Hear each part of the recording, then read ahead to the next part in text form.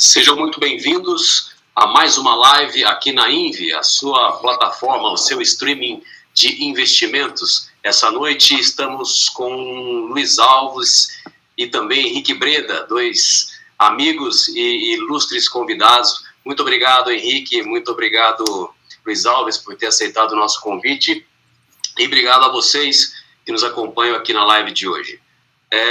A gente resolveu fazer essa live num momento mais crítico, em que a Bolsa Brasileira já cai aí 15% da máxima, o dólar voltando para 5,50, juro em alta, inflação, e os investidores acabam ficando meio preocupados. E a gente resolveu chamar aqui realmente duas pessoas que entendem do assunto, entendem de investimento, têm um histórico gigantesco e muita história para contar para a gente nessa noite de hoje.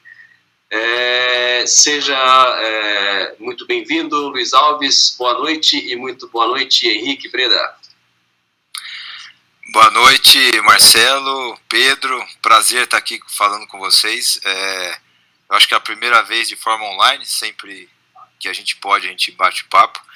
E para mim é uma satisfação muito grande poder ver o Luiz Alves e o Cerise juntos, eu nunca tinha visto.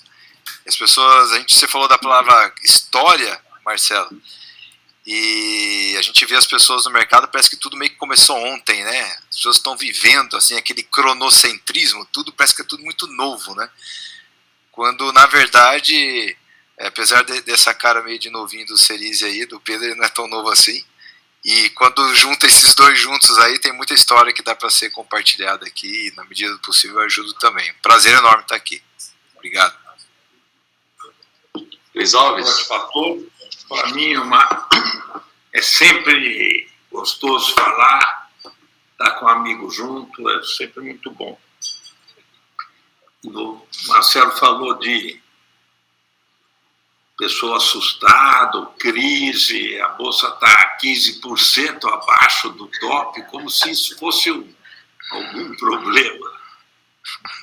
E aí eu lembrei, eu falei, é um bom jeito de abrir essa nossa conversa. O meu avô tinha um aras de cavalo de corrida aqui em Cotia.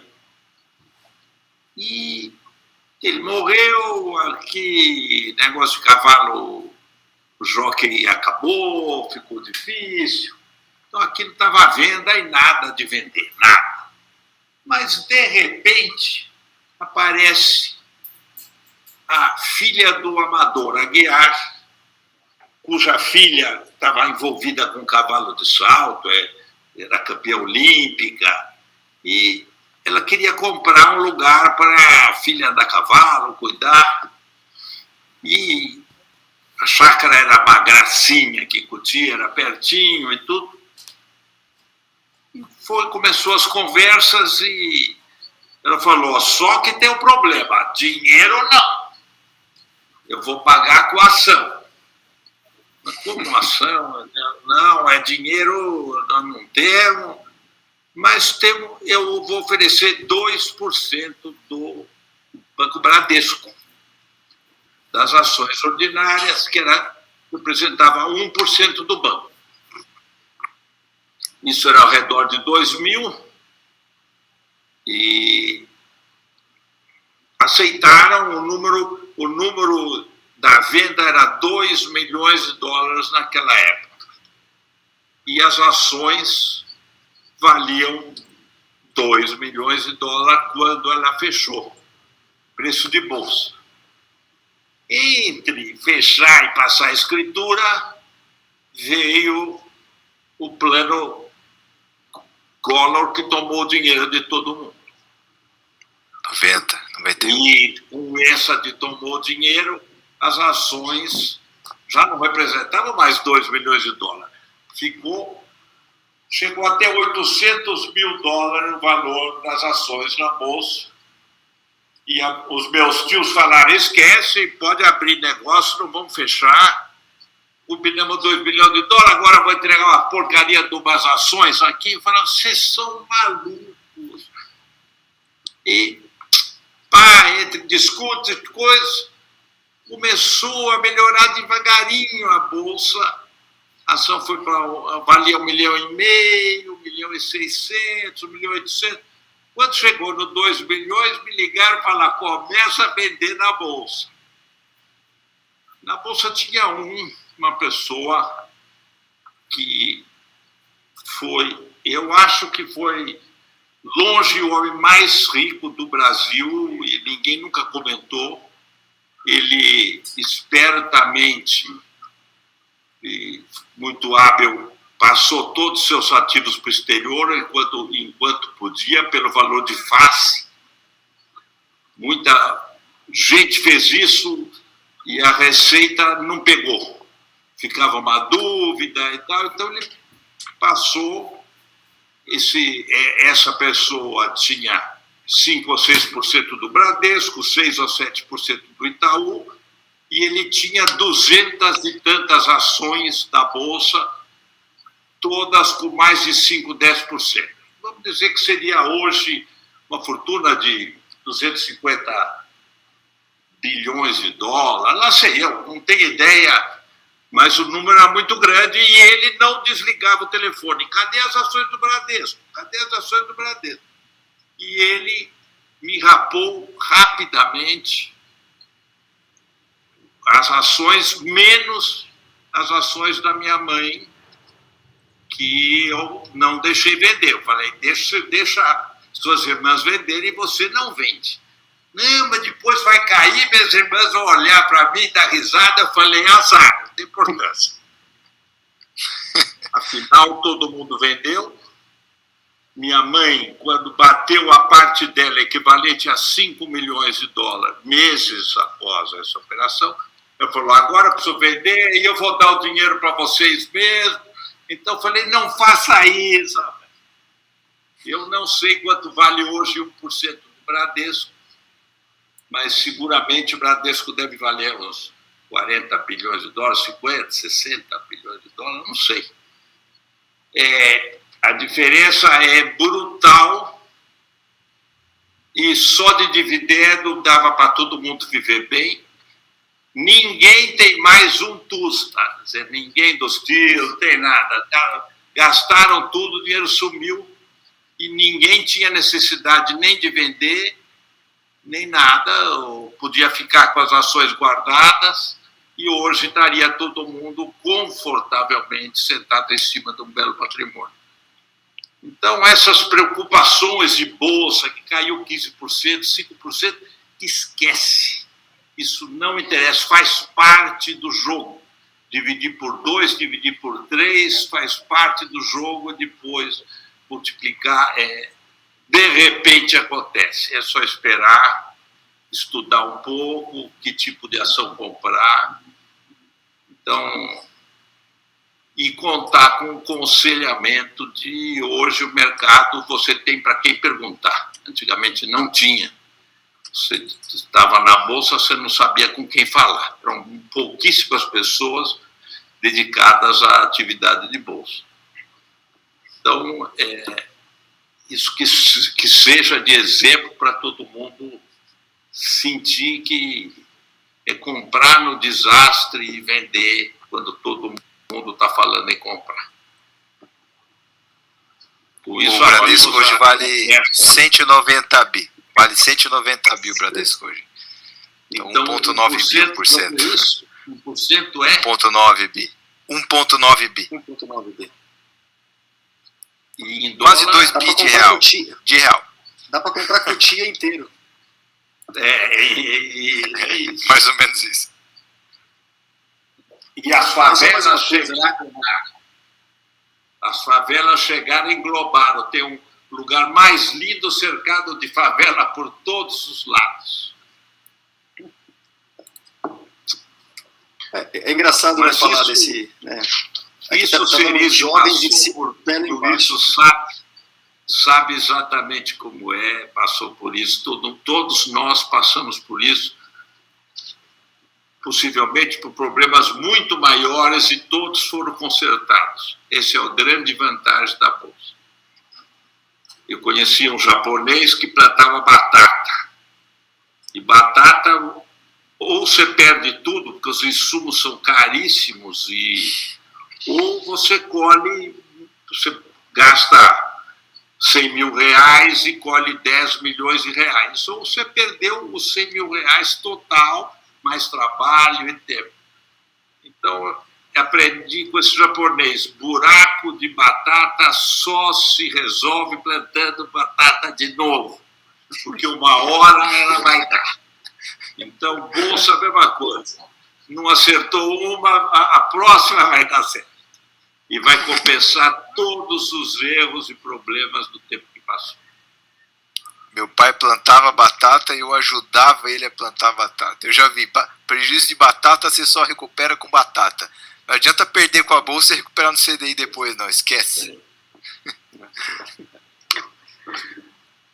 E só mais uma coisa, né? A primeira vez que eu já conheci o Luiz de reputação, quando eu comecei a Scopus. E aí, quando a gente começou a Scopus, a gente não tinha... o patrimônio era muito pequeno, e foi num desses momentos de terra arrasada, né? Que em 2001, que estava tendo expectativa de eleição do Lula, apagão, né?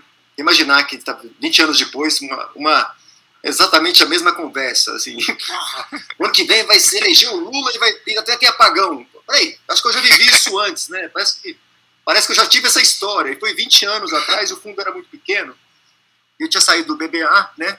Aí a Grifo fez uma reunião lá com os investidores deles, onde a gente montou um fundo, e todo mundo ia aportar no fundo, e a gente ia fazer uma oferta concorrente contra a ES, era aquela empresa americana, que tinha comprado as ações da Geração Tietê no leilão de privatização por R$ 78, e o preço da ação na bolsa era R$ 7.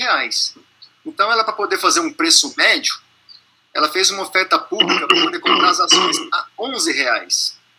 Aí todo mundo ficou feliz pra caramba. Eu falei, peraí, essa empresa tem no caixa lá, ela pode pagar um dividendo muito alto, está muito barato, né, essa ação. Então a gente vai fazer uma oferta concorrente. E aí a gente juntou esse grupo de investidores na Rede Grifo, e lá estava o Luiz Alves entre os investidores da Rede Grifo. E a gente acabou fazendo uma oferta concorrente, pagando 1 centavo a mais, né? E a gente conseguiu levar lá uma certa quantidade de ações e tal, e aí foi a primeira vez que eu falei com o Luiz Alves. E na época, eu era jovem, né? Eu tinha 30 anos, e o Luiz Alves era um velho, que por acaso tem a mesma idade que eu tenho hoje, então eu me sinto assim, caramba, na época eu não achava que o Luiz Alves era velho. Então assim, hoje, caramba, eu tô no estágio que o Luiz Alves estava a primeira vez que eu encontrei ele, né? E assim, numa situação parecida. Com apagão e Lula. A segunda vez que eu encontrei com o Luiz Alves, depois disso, foi em 2004, 2005, eu não me lembro muito bem, porque aí depois que a Geração Tietê fez a oferta por R$ 11 e não conseguiu comprar porque a gente pagou na frente, ela comprou as PNs por 17. E aí, 2 meses depois de fazer a oferta, ela pagou R$ 7 de dividendo. Porque ela usou o dinheiro da própria companhia para poder pagar os acionistas que ela tinha comprado depois. E aí, no ano seguinte, pagou mais R$ 7 de dividendo. Aí, no outro ano, pagou mais R$ 7 de dividendo. Aí, a ação subiu, depois de pagar 7, mais 7, mais 7, subiu para R$ 30. Aí, eu peguei, agora, o retorno implícito dessa ação agora só está em 16% ao ano. Tem coisa melhor para comprar, né? Aí, a gente vendeu essa posição. Passou mais 1 ano e meio, a ação saiu de R$ 30, foi para R$ 50, R$ 60, pagou mais sei lá quanto de dividendo, e aí deu uma bonificação de 2 vezes, né? Aí estava lá custando R$ 26, R$ 27, quando o Luiz Alves me chama lá para conversar. Aí ele fala assim, Pedro, é o seguinte, não está na hora de vender aquelas ações da JET? Não, eu já vendi faz tempo, já faz tempo que eu vendi pela metade do preço que está aí e tal. Ah, então, que eu vou vender também e tal. E aí eu preciso te pagar, né? Porque eu comprei fora do fundo, então eu preciso te pagar aí a performance que você ia ganhar lá no fundo e tal. Eu falei, não mexe com isso não precisa pagar isso não. Aí o Luiz me perguntou, você tem filho? Eu falei, tenho. Quantos anos tem seu filho? 5 anos. Então é o seguinte, quando teu filho fizer 18 anos, que parecia nunca, né? Você, quando você tem um filho de 5, você não acha que nunca vai fazer 18 anos. Quando o seu filho fizer 18 anos e passar na faculdade, você manda ele vir aqui que eu vou comprar um carro zero para ele, que é o primeiro carro da vida dele, vai ser o que eu vou dar. Eu falei, tá bom, beleza, tal. Aí, quando meus filhos estavam com 15, 16 anos, eu falei, ó, eu já ganhei o carro de vocês, hein? O dia que vocês passarem na faculdade, vocês podem ir lá que ele vai dar o carro para vocês. Aí meu filho chegou, passou na faculdade. Aí eu falei, agora pode ligar lá para ele que ele vai dar o carro. Ah, pai, impossível. Você acha que ele vai dar o carro, tal? Aí depois eu mando para vocês a foto do carro com uma fotografia que o Luiz Alves entregou. E o carro do meu filho, quem pagou foi o Luiz Alves. Você tá falando, Aí eu tô lembrando lucrando aqui. muito, porque se fosse pagar performance era muito mais caro que isso. Não, mas porra, foi assim, uma coisa, foi uma lição. Você não sabe como meu filho ficou assim. É impossível, pai, que isso tenha acontecido. É impossível que o cara ainda vai lembrar e vai te pagar esse negócio. Você tá Essa lição falando também agora, é muito Pedro. importante. Você tava falando, eu daqui do mercado aí, nós quatro, que eu sou o mais novo. Em 2006, 2007, mais ou menos, que eu comecei a mexer com ação, vamos falar assim, fazer modelinho e tal. Foi quando eu comecei a entender quem que eram as pessoas, até então não sabia nem quem que era quem. Por acaso, o primeiro fundo que eu investi foi da Scopus, por acaso.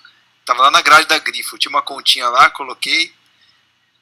Aí eu conheci o pessoal que trabalhava com você, tinha, quem que era aquele que cuidava de Luiz. papel celulose? Luiz. Conversava muito com ele, porque eu olhava commodities. O Zé conhecia papel. O Zé. O Luiz Soares foi conhecer até depois, que eu olhava mais bancos, essas coisas. Lembro até hoje da carteira. OHL, Porto, Dufre, acho que tinha Suzano, tinha Rosana, né, na carteirinha. Acompanhava e tal. E aí, tinha um tal de fundo Poland que aparecia nas listas de acionistas. Puxava que esse Poland, mas o que é esse Poland? Só tem encrenca nesse fundo. Celeste, só tem a Cesita, na época era a Cesita, Comgás. Eram umas coisas assim. Ah, isso aí é o Luiz Alves, é o tio do Zeca. Mas quem que é o Zeca? Não sabia nada. Então aí você vai começando a juntar as pontas. E o que é mais assim valioso às vezes para as pessoas hoje em dia, e eu vejo pouco disso, né? As pessoas perguntam, mas a economia, e o ano que vem, o que você acha? E o PIB? Será que a bolsa anda? São perguntas ok, mas não são as boas perguntas. Boas perguntas é você ver um pouco a história. Como é que... Hoje eu estava conversando agora de manhã, um cara me perguntou o seguinte, esse negócio tá muito diferente, né, Breda? Olhar a bolsa hoje em dia com essas empresas tech, né? Eu falei, cara, mas já teve tech já bastante no passado, década de 90, a bolha da internet, já a AOL, Netscape. Nesse mundo velho, difícil ter algo novo. Então, você estudar a história é um belo de um caminho para você entender mais ou menos o que a gente está vendo ou para onde a gente vai.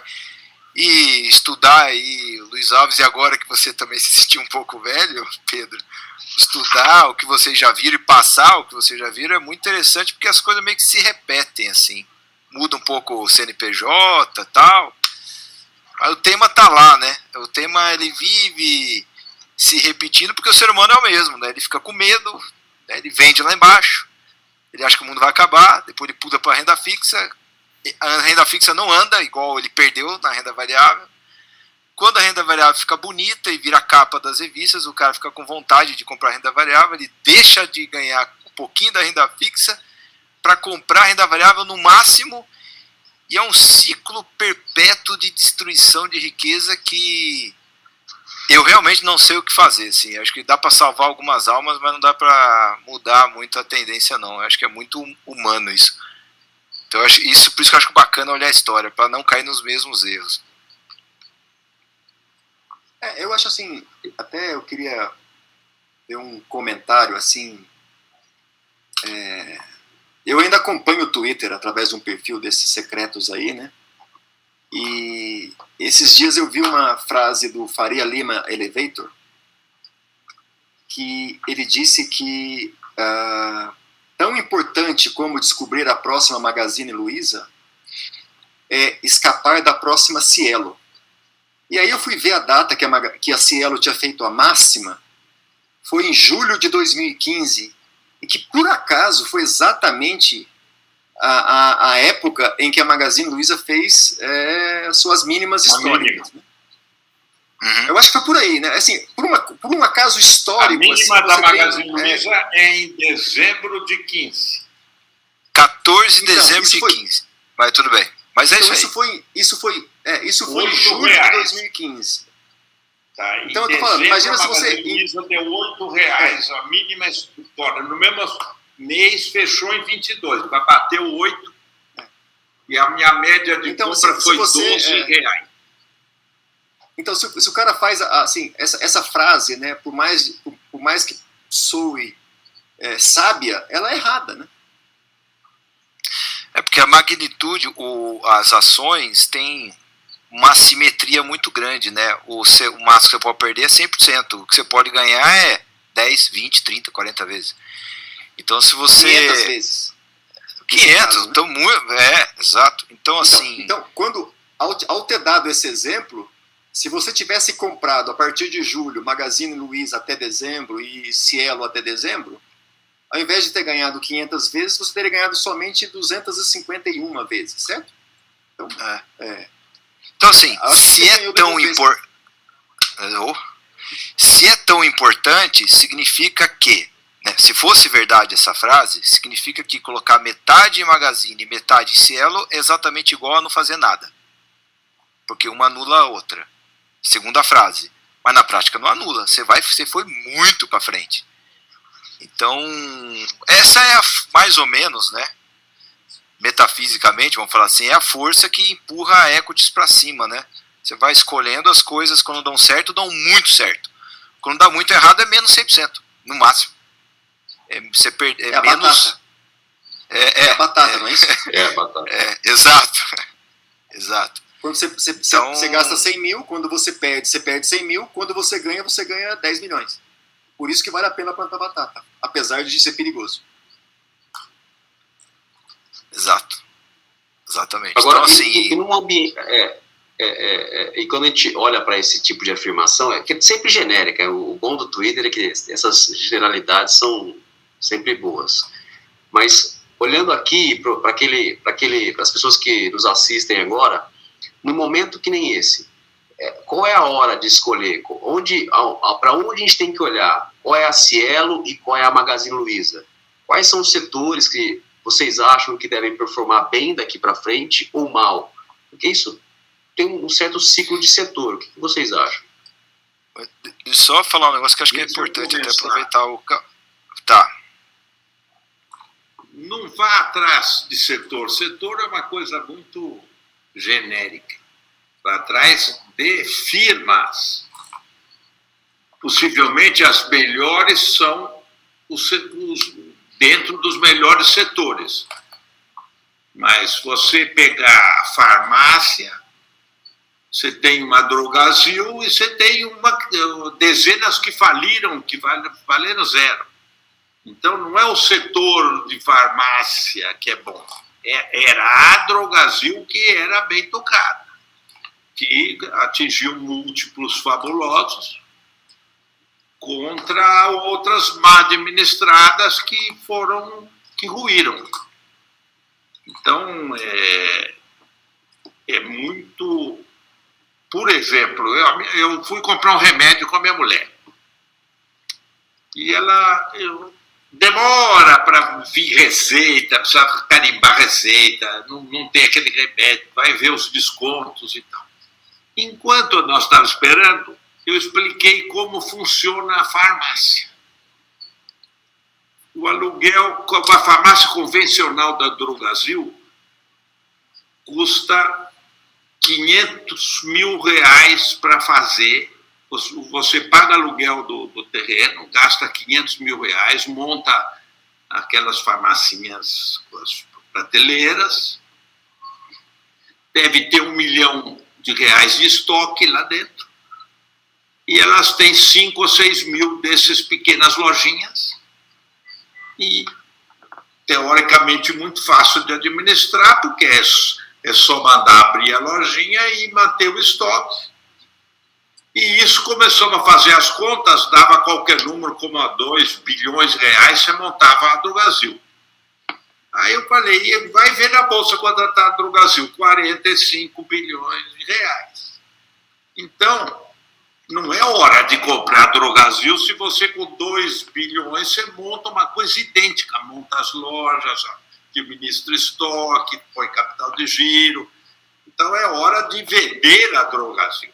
Não quer dizer que se vender a Drogasil ela vai cair, de repente ela vai subir mais ainda. Mas, então, setor, tanto faz, você tem que comprar algo que é bem administrado, de gente séria. E dane-se o setor, porque os setores são cíclicos, o que é ruim hoje vai ficar bom amanhã.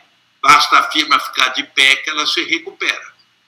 Exemplos, a Uzi Minas estava liquidada meses atrás, falência, nos falava em Uzi Minas, ela em meses ou em um ano, hoje é um sucesso. E CSN, mesma coisa, estava apertadíssima, mas ela ainda teve a vantagem de uma grande de mina. A Belgo Mineira, nos anos 2000, teve que se liquidar de tudo, não tinha solução, multiplicou por 50 e tantas vezes em dólar. Até aquela época foi a maior alta da Bolsa, depois tiveram outras. Então, escolher companhias individuais, independentes do setor. Eu, principalmente, gosto muito de coisas simples que dê para analisar.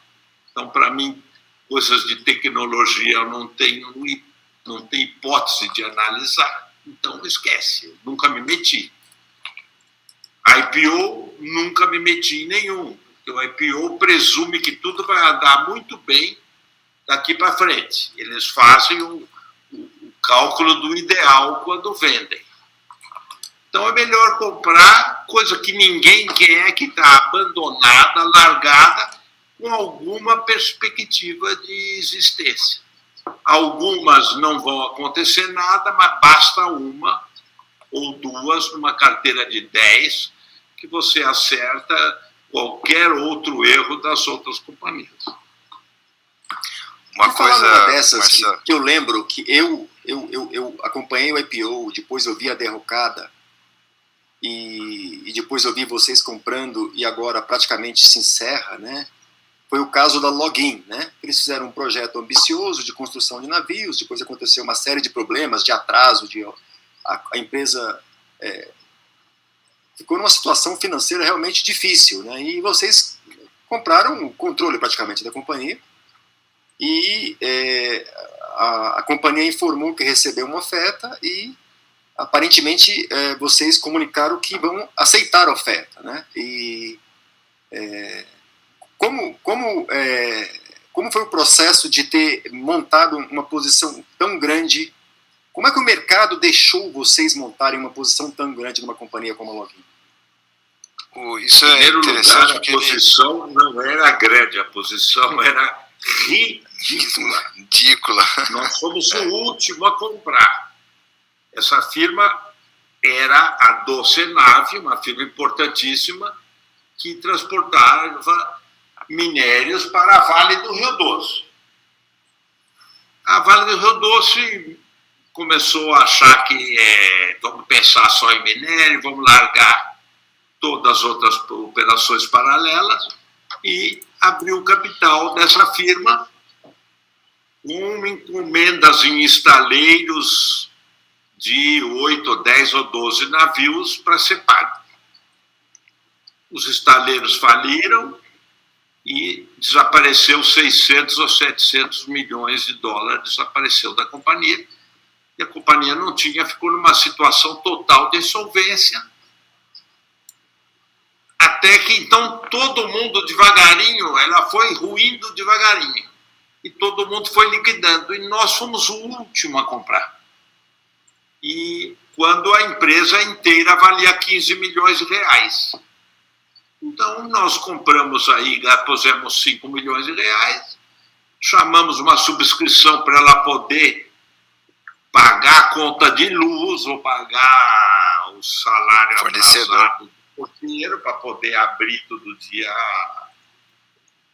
E aquilo foi correndo. Tivemos a sorte de ter um executivo fabuloso, que nunca tinha trabalhado como executivo, que era ele tinha uma gestora e vendeu todas as ações da gestora, sobrou as ações que ele tinha da Login, que não valia nada. Ele falou: olha, é a única coisa que eu tenho, eu posso trabalhar lá? Eu falei: vai lá e põe a firma em dia. Ele tocou, fomos muito bem apoiados naquele tempo pelo BNDES, e começou a desembaralhar as coisas. O primeiro assunto hoje é o que é a Hidrovias do Brasil. A Hidrovias foi criada para comprar uma linha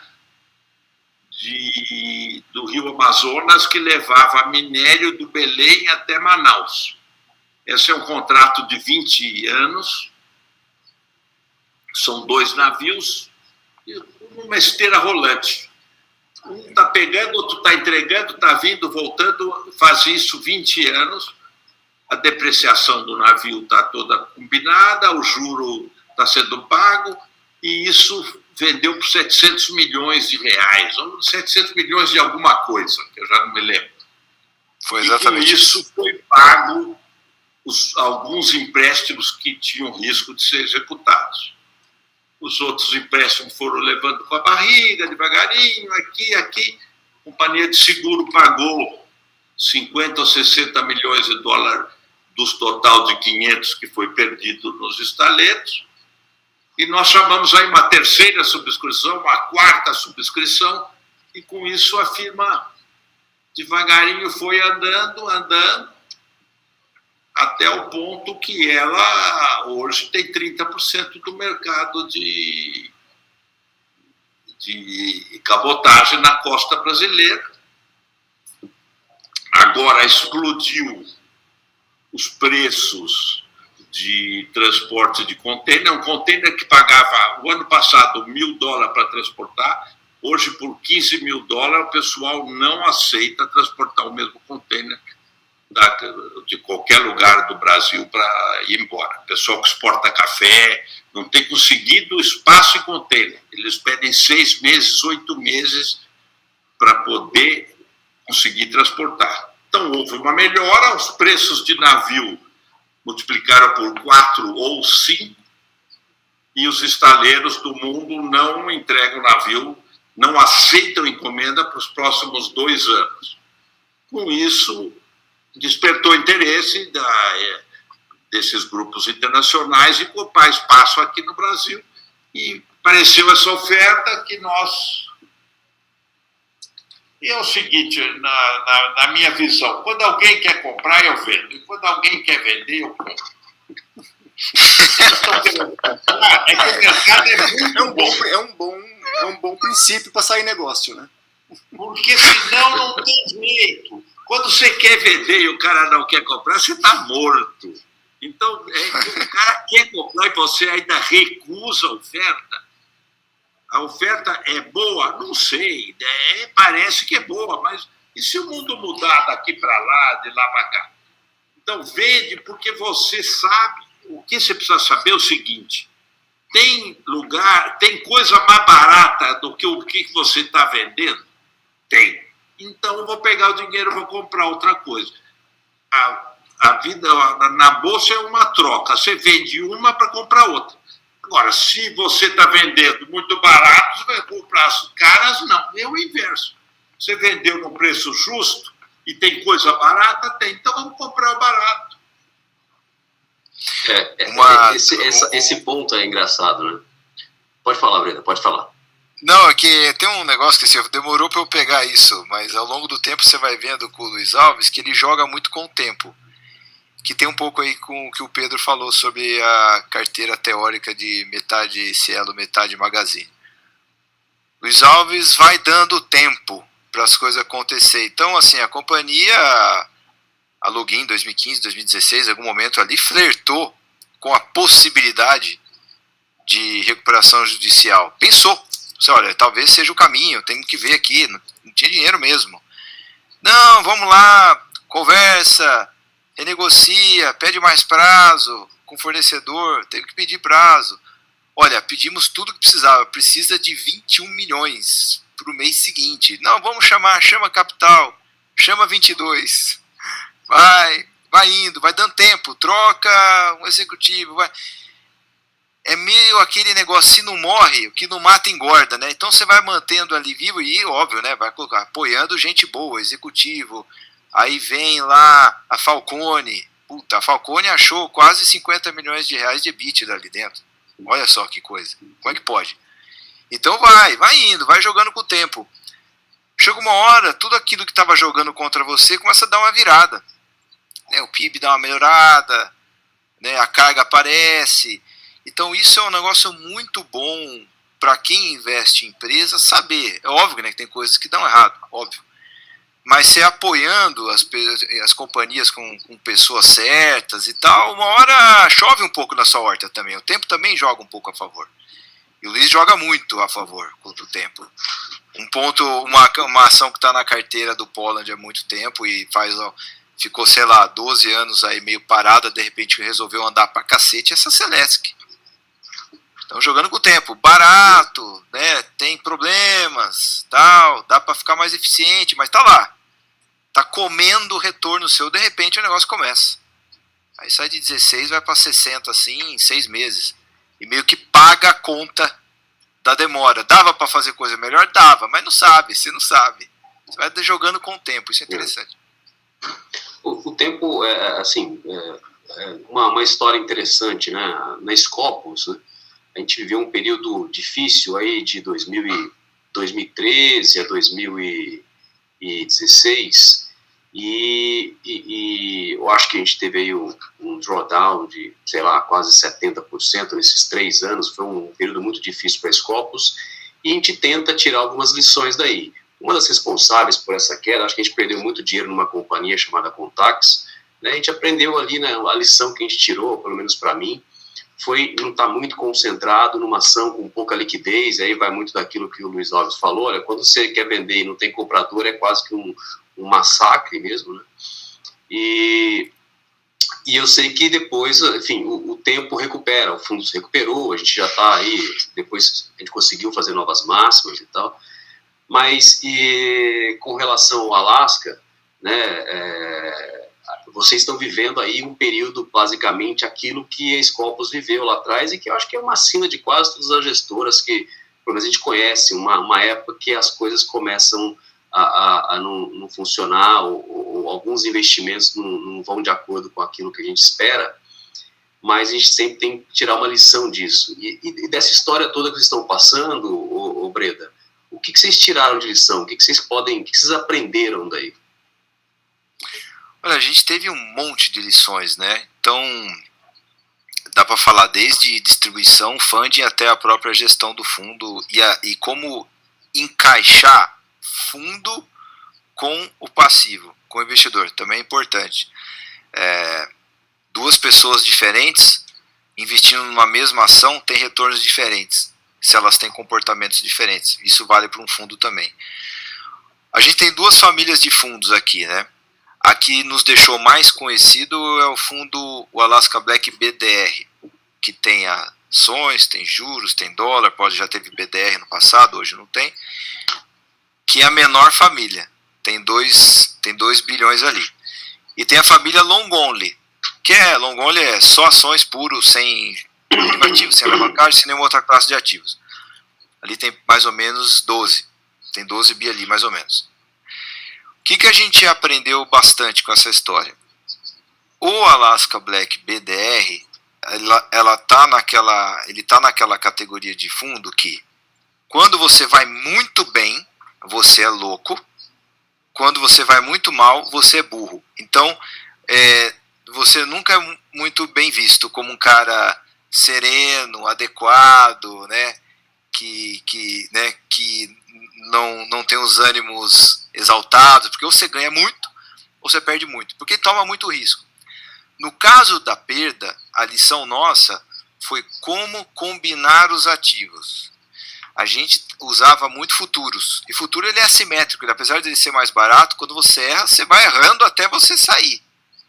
Né? Então, se você combina mais de uma classe de ativos em tamanho grande, e a gente sempre fez isso, e foi muito bem de 2015 até janeiro de 2020, quando você tem, e não tem problema cair, não tem problema o mercado ir contra você, sempre foi isso que acontece. Agora, naquela magnitude de março de 2020, foi novo pra gente. Aquilo foi novo. Porque você teve 50% de bolsa de queda, mais ou menos 2 semanas, 40% no câmbio, e nos juros 200 bases. Não é tão fácil você fazer gerenciamento de risco com várias classes de ativos num movimento tão drástico. A gente quer passar de novo por um negócio desse? De jeito nenhum. Então pode acontecer de novo? Pode. Mas se acontecer de novo, do jeito que a gente combina os ativos, a gente não sofre o quanto a gente sofreu. O que a gente está fazendo de diferente? Se for combinar os mesmos ativos, usar mais opções. Opção, você vai gastar mais dinheiro ao longo do tempo se só ficar fazendo isso, não é o caso, mas se você ficar sempre carregando opção comprada, custa caro. Mas ao passo, ao contrário disso, o outro lado da moeda é que se você errar feio, né, se vier muito contra você, com opção você perde menos, é só o prêmio que você colocou. Então o que a gente tira de lição, 2 coisas, da porta para fora, o BDR, antes a gente tinha um discurso meio duro contra ele, tanto que eu tinha no Twitter lá, fixado no meu perfil, não invista.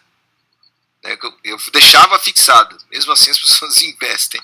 Não adianta avisar, não adianta. Quer dizer, então a ideia é ficar mais duro ainda, da porta para fora, que é o que a gente tem feito, mostrado mais a estratégia long only previdenciária, que tem menos chance, embora não zere, né? Tem menos chance da pessoa se enrolar do outro lado, e da porta para dentro combinar os ativos de forma melhor, né? Usando mais opções quando você quiser ficar com muito risco. Mas dá para tirar muita lição, dá para fazer um dia inteiro de lições aqui. O que eu acho que acontece nisso, Pedro, isso tem um nome chique para esse negócio aí no mercado, mas é assim, tem a história do Alasca, né? Se você pegar a cota do Alasca desde que começou até hoje, é um retorno excepcional, mas para alguns investidores é um retorno negativo. E para uns, uma perda permanente, que foram os que compraram e já saíram. O Poland nunca foi um fundo aberto, desde a história do Luiz, desde que ele operava fora do Poland, tudo. Mas se desde o começo o Poland tivesse aberto como o Alaska teve, ou como o Scopus teve, né, o retorno dos acionistas ao longo dos anos não teria sido o retorno que o Luiz teve. Pelo comportamento dessas pessoas, né? Isso é inevitável. Ou seja, qualquer, mesmo os fundos, por exemplo, gestores famosos, né? Peter Lynch, né? Provavelmente um dos gestores mais famosos, né? Na época que gestão ativa ainda tinha algum apelo. O retorno do fundo do Peter Lynch, Magellan, é muito maior do que o retorno dos acionistas, dos cotistas do Magellan, que sempre colocavam muito dinheiro depois de períodos bons e sempre sacavam dinheiro depois de períodos ruins. Então, e é muito difícil, né, você conciliar um fundo que dê retorno superior sem se sujeitar a momentos ruins, né? Porque se você não se sujeitar a momentos ruins, você não vai ter momentos bons. Ao invés de plantar batata, você vai arrendar terra. E aí você vai ter um retornozinho bem lento, mas nunca vai ter um momento ruim. Não, isso é inevitável. Não tem solução. É um problema sem solução. É muito bom para alguns que vão conseguir se comportar de uma forma contrária da maioria, mas é pequeno. E não cheguei na solução ainda, acho que não tem. Então, tá posto a oportunidade para as pessoas. Tem quem vai se enrolar e tem quem vai tirar muito proveito da situação. A gente tem alguns CPFs que operam direitinho. E geralmente, os cotistas que fazem direitinho, ele faz com recorrência sempre. Sempre faz uma aplicaçãozinha de tempo em tempo, porque não dá para acertar. Eu vou aplicar agora porque esse mês caiu, então nem isso dá para fazer. Aplicar após quedas não é materialmente melhor do que fazer sempre. Então fazer sempre com parcimônia é a melhor coisa que você pode fazer mesmo. E a maioria das pessoas ainda tratam, eu sei que o nome é isso, tá lá no botãozinho, né, no home broker, e vê o fundo como aplicação. Tudo bem, é uma aplicação. Mas você não vê ninguém falar assim, eu apliquei numa terra no Mato Grosso, apliquei em 30 alqueires de terra no Mato Grosso. Não, peraí, eu investi, né? Já tem a semântica aí, já muda um pouco o comportamento da pessoa. Aplicação, aquele negocinho lá que é um pool de dinheiro que vai um pouquinho para frente todo mês. A hora que você compra um ativo, o bicho é outro. Ativo, gerador de caixa, o valor dele muda ao sabor do mercado, que realmente, se for um bom ativo, tiver geração de caixa, você vai compoundando isso, vai compondo isso ao longo do tempo, pode ser muito bom. Mas a variação do preço no curto prazo é muito mais importante para explicar o retorno do que o compound da geração de caixa. Mas aí é super, hiper sofisticado esse assunto para a massa. Então vai o tempo mesmo selecionando, separando o joio do trigo, e eu não sei se algum dia aí depois, a hora que a Inversa estiver gigantesca, dando curso, tendo faculdade de valuation, sei lá se a gente muda um pouco isso, mas vai ser uma trabalheira. Por isso que estamos aqui. Eu acho que nesse ponto, né, o mercado ainda tem que passar por uma educação. O investidor ainda... ele tenta se enganar para buscar fundos que estão subindo mais, ele se desenquadra, ele entra num perfil de risco que não é o dele, só para aplicar naquele fundo que está subindo mais, enfim. Eu acho que ainda tem uma série de conflitos de interesse na hora de indicação de fundos por plataformas, enfim. Eu acho que o Brasil ainda tem um caminho longo a percorrer, né, na parte de educação financeira, principalmente para o próprio investidor se conhecer. Ele acaba, por ganância e por vontade de ganhar mais e por vontade de ganhar rápido, se enquadrando e se colocando em perfis de investidor que não são dele, né? Aplica muito dinheiro num fundo muito volátil e não aguenta a volatilidade. Eu acho que ainda temos aí um caminho longo a percorrer. A Inversa e a INVI vai fazer esse papel. Aliás, aproveitar para fazer um merchan, tem aqui, não sei em que lado, aqui em algum lugar, um QR Code, né? Você pode apontar o seu celular para a tela e assinar a INVI por R$19,90. Esse é um preço promocional de lançamento. A gente também tem uma pegada de levar esse ensinamento para as pessoas, e por isso a gente criou uma plataforma com esse preço. Você tem aí acesso a recomendações de carteira de ações, fundos de investimento, carteira de dividendos, criptomoedas, tem cursos do básico ao avançado, tem série de entretenimento, ainda tem essas lives aqui que podem agregar muito. E para você, a gente preparou uma promoção especial aqui para o pessoal que está assistindo a live. Se você assinar agora, você leva o plano anual por R$ 179,10. Você paga 9 meses ao invés de pagar 12. É só usar o cupom exclusivo no campo de preenchimento da compra. Eu não sou muito bom de merchan nessas coisas, tinha que chamar o Inácio aqui, que é o nosso apresentador, mas vamos adiante. Uma coisa que você falou, Marcelo, agora, comportamento das pessoas, e um pouco amarra com o que o Luiz falou. Esse negócio da operação da Login, que é um pouco similar com o que teve da Comgás com a Cosan, é óbvio que é um negócio muito grande. Então, você analisa muito mais, pensa muito mais e tal. Mas normalmente o Luiz fala assim, A gente nunca perde um negócio. Sempre fecha. Se o pessoal quer comprar, a gente vende para o pessoal. Se o pessoal quer vender, a gente compra deles. Você pode até não saber muito bem o que você está fazendo, mas faz. Porque na média as pessoas perdem dinheiro. Então na média as pessoas compram caro e na média as pessoas vendem barato. Então se você fizer o contrário da média, você vai ganhando, você nem sabe muito porquê, mas dá certo. A massa perde. Então faz o contrário da massa que você ganha. E realmente, observando o Luiz, que tem duas formas de você aprender, né? Você ficar perguntando para as pessoas e o professor fica te ensinando, ou você observa. Eu acho que os caras que realmente têm o que ensinar, ensina pelo exemplo e você observa, né? E as melhores compras que o Luiz Alves fez e as melhores vendas que o Luiz Alves fez, ele reagiu. Ele não foi atrás. Batem na porta. Basta você dar o fechado. Então começa todo mundo querer comprar bolsa. Apavorado. Quer bolsa, bolsa? O que o Luiz Alves vai fazer?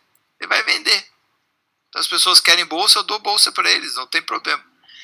Quando ninguém quer, vai comprar. Foi assim que a gente conseguiu um dos maiores clientes nossos. Final de 2016, começo de 2017, apareceu um fundo soberano para conversar com a gente, queria entender um pouco a casa. A gente não tinha a menor condição de receber aporte de nenhum investidor estrangeiro, não tinha nem de perto os controles e tecnologia, vamos falar assim, que a gente tem hoje. Mas esse cara bateu aqui na porta porque eles eram acionistas muito grandes de muitas empresas no Brasil, e no final de 2015, os managers, os gestores deles recomendaram vender Brasil, zerar, ou vender o máximo, porque iria virar Venezuela ou sei lá o quê. E beleza, fizeram de acordo. Um ano depois, esses mesmos investidores, eles foram ver o que aconteceu com a participação acionária deles em várias companhias listadas. É muito fácil, você pega a lista de acionista antes, a lista de acionista depois, e você vê o que aconteceu com aquele seu bloco de ação que você vendeu. E apareceu muito Alasca. Aí esses caras europeus falaram assim, peraí, a gente vendeu X% dessa companhia, X dessa foi tudo pro mesmo cara. Quem são esses caras? Aí vieram para cá, isso virou um cliente importante nosso, e na verdade você vê que do outro lado o Luiz Alves estava apenas reagindo. Todo mundo quer vender? Tudo bem, eu compro. Ah, todo mundo quer comprar? Tudo bem, eu vendo. Ou seja, sempre fazendo o contrário da massa te dá um compounding muito interessante. E essa é a crueldade do mercado acionário. A hora que você está concordando com todo mundo, cuidado, que é muito provável que você esteja errado.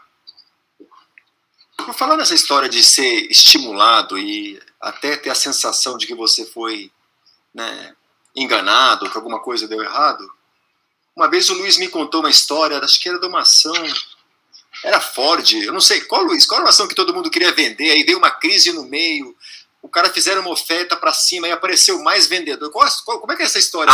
Aços Anhanguera. Foi o Aços Anhanguera. Como é que foi essa história, por exemplo? Que tudo parecia Ela era da KM, se eu não me engano. Tenho quase certeza que a KM era a dona. E a KM, quando vendeu a parte de minério, ela sobrou com essa siderúrgica que ficou... Era muito pequenininha, não justificava. No final foi parar na Gerdau. Foi parar no Aço Villares. Quem comprou foi a Villares. Depois da Villares, não sei quem ficou, mas... E tinha problema de CAD, ninguém podia comprar. Não podia comprar Belgo Mineira, não podia comprar Gerdau, e o Villares podia, porque ele tinha só aço especial, aço longo, ele não tinha nada. Mas a crise era tal que a firma, os diretores é que ligaram para para mim para querer vender. Eles falaram, eu quero que o senhor saiba primeiro que a firma está muito ruim, não tem condição de... Então, o senhor tem que saber que está comprando uma coisa que pode explodir. Eu falei, perfeitamente, então tá ótimo, está fechado nesse preço. E esse preço era 20% da companhia, que era do grupo de diretores. Eles queriam sair e a KM estava tentando vender o controle acionário para alguém. A KM, nesse período, né? Você comprou vendeu para Vilares, porque o BNDES mandou, olha, eu pago, o BNDES interferia para resolver, falava assim, eu financio para você essa compra se a gente resolve esse assunto.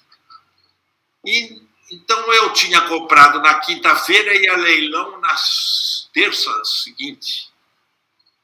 E nesse leilão, o número era R$9, e eles venderam por 40 e poucos reais o controle acionário e que iam comprar 100% as ações de todo mundo. Já tinha a lei da SA. Foi anunciado entre a quinta e a terça, não é isso? O Entre a quinta e a terça. Na sexta-feira, Tombstone no jornal. Grupo Vilares adquire o Aço Anhanguera por R$45, sendo 22 pago à vista e 23 pago em 5 anos com GPM mais não sei o quê. Bom, eu falei, que judiação, perdi o negócio aí por causa de um dia, 2 dias. Mas o leilão foi na terça-feira e eu comprei 20% ou 30% a mais nos R$9 porque houve interferência de vendedores. Então, o assunto está em desuso. O pessoal não lê que vai daqui a 10 dias, 20 dias, vão pagar o cheque de 24 e o resto vai pagar em 5 anos com juros. A pessoa não lê, não quer saber. E efetivamente, eu comprei e semanas depois recebi já o triplo ou o dobro do que eu tinha gasto e fiquei recebendo durante anos do Vilares, que eu ia pessoalmente buscar lá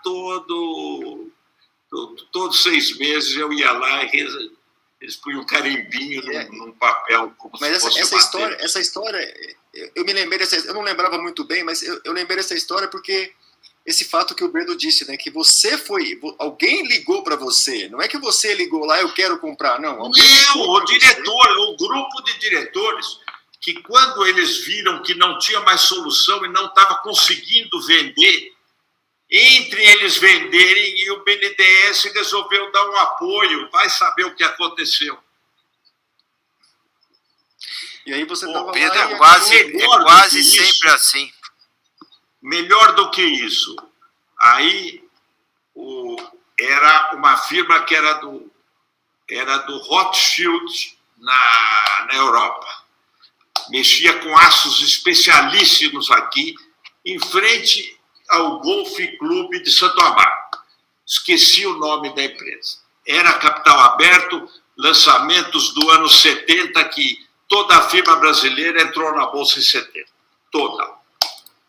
E aí ficaram mal lançadas, não valiam nada. Também os diretores queriam liquidar, mas isso foi $10 mil. Então, eu comprei a posição da diretoria por $10 mil. Eles falaram, não, porque o Rothschild entregou para nós e tirou a garantia nos bancos e nós não tem jeito, amanhã vou pedir concordata, mas não tem solução, não tem porquê. Ele parou de pagar o prejuízo aqui. Então, o senhor também está informado que isso aí é uma bomba. Um ano depois, este mesmo diretor comprou de mim por $550 mil, as mesmas ações. O Rothschild resolveu bancar de volta a companhia e fez um leverage buyout para todos os diretores, financiou, pagou tudo que devia aqui nos bancos. E assim foi, assim vai, e tem isso, aconteceu várias e várias e várias vezes. Mas isso Mas é eu acho bom que, aí eu acho que quando você olha um ambiente genérico, né, Luiz? Eu acho o Aço Vilares, o gigante que era dona de elevadores, de várias siderúrgicas, o Aço Vilares tinha comprado uma prensa para calota de energia atômica. Não existia nenhuma no mundo, só a de Pindamonhangaba, nunca fez nenhuma calota para nenhuma usina atômica, custou $1 bilhão, financiado pelo BNDES aqui, e nunca funcionou. E esta firma, anos depois de ter comprado disso, ou meses depois, valia na Bolsa $1 milhão.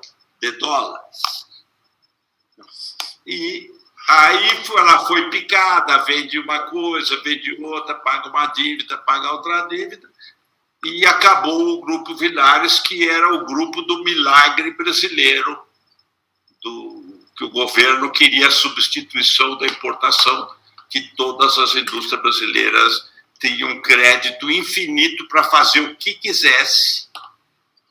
Então, esse é o Brasil e essas oportunidades estão aí. Se você pega uma ou duas, dá para acertar a vida.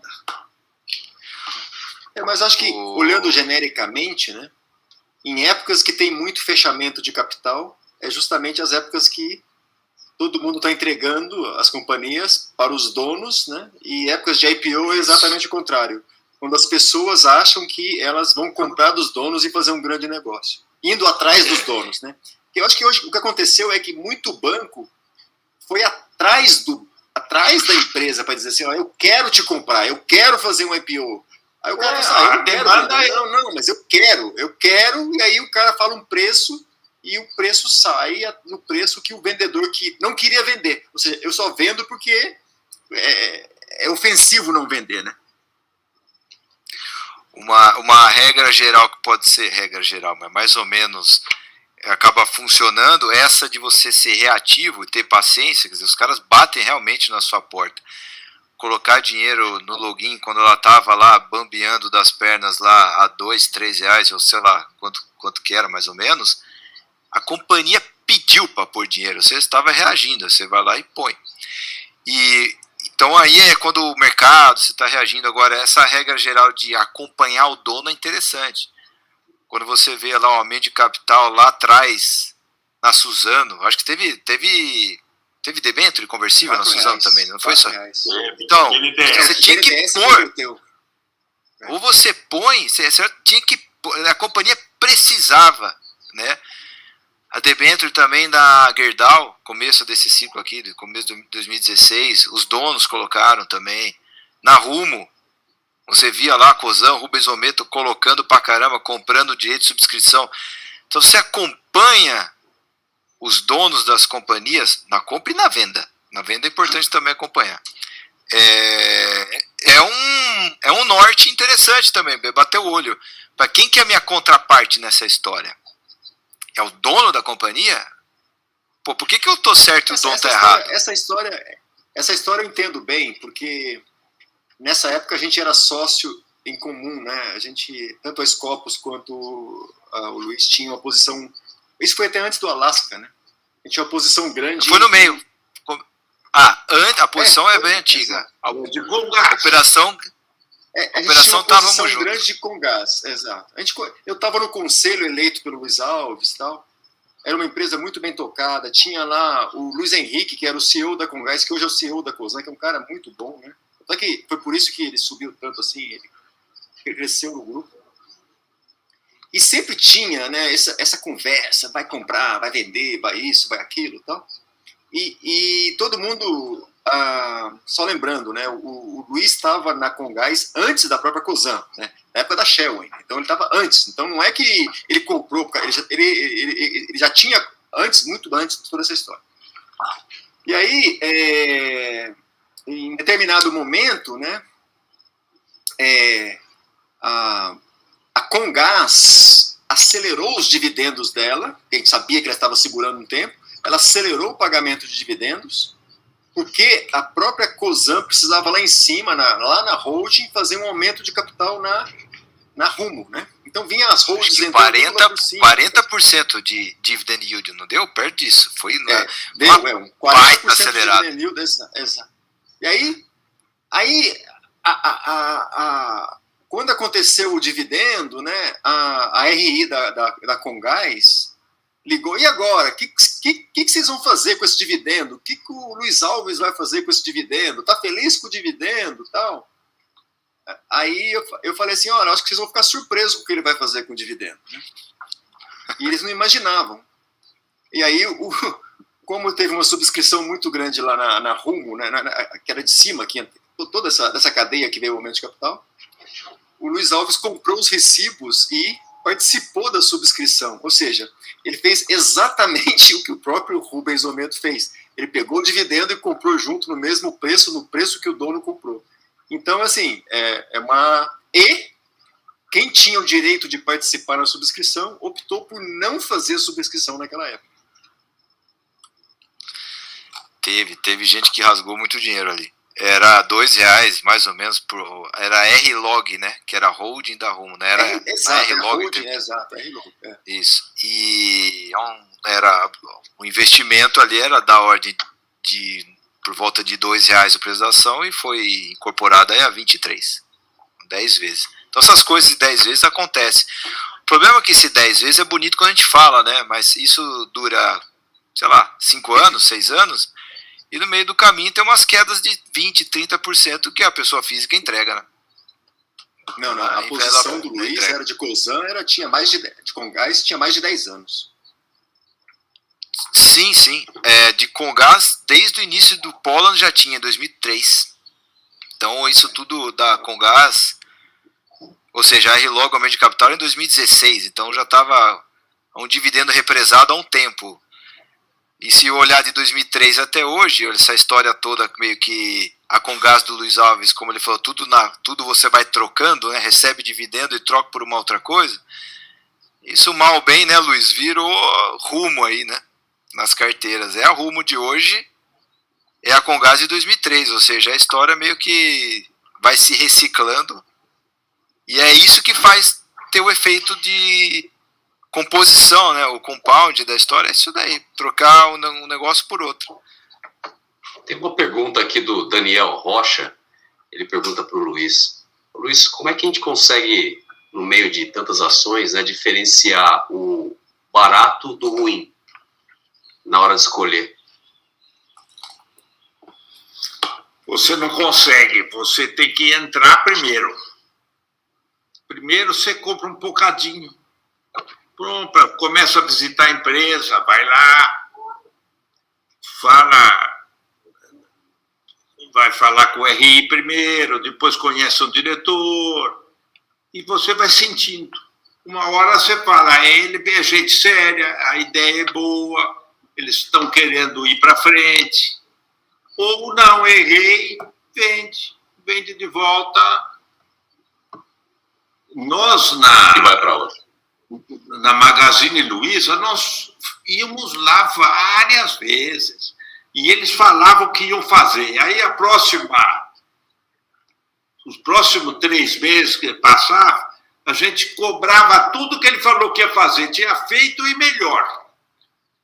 Então nós vimos que o plano existia, e a ideia era boa, e a capacidade de execução da ideia existia. Porque, às vezes, a firma é boa, mas o mercado não ajuda. Se o mercado de varejo não estivesse melhorando, a Magazine Luiza não ia conseguir andar. É que o varejo começou a andar. E ela captou o varejo de outros e foi o sucesso dela, entrando para a digitalização. Mas isso a gente acompanhou. Junto com a gente, toda vez que a gente ia lá, tinha um americano, que eu não sei o nome da empresa, grandíssima, monstruosa, que deve ter gasto em viagem uns 100, 200 mil dólares. Se ele tivesse posto 200 mil dólares na Magazine Luiza, ele teria 200 milhões de dólares, porque multiplicou por 1.000.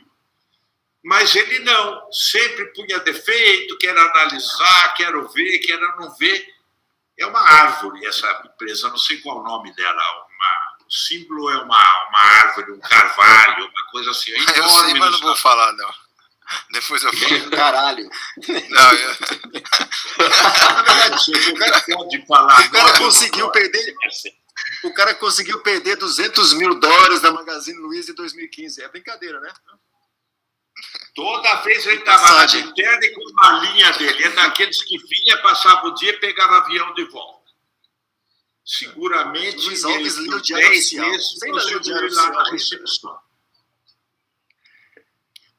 até ser físico tá valendo, Pedro. Você lê, Luiz, Diário Oficial ainda online? Dá para ver? Não tem mais. Agora é eletrônico, já não interessa, não tem mais leitura. E, infelizmente, a gente vai ficando velho e não tem mais aquele ânimo que tinha antes. Mas ainda dá. É dos poucos negócios que a idade não impede. Se você tem boa saúde, dá para, com 80, 90 anos, ainda ganhar dinheiro na bolsa. O Warren Buffett, não sei quantos anos tem, mas deve ter 95, 94, e está indo muito bem. É só a cabeça não pegar um Alzheimer que tá bom.